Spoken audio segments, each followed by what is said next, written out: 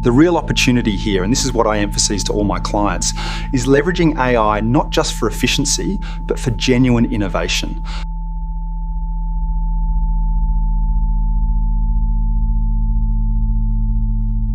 The key challenge isn't the technology itself, it's integrating the AI ethically into our existing workflows.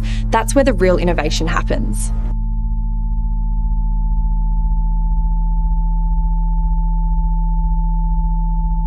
The real opportunity here, and this is where the AI comes in, is optimizing those workflows we discussed last month.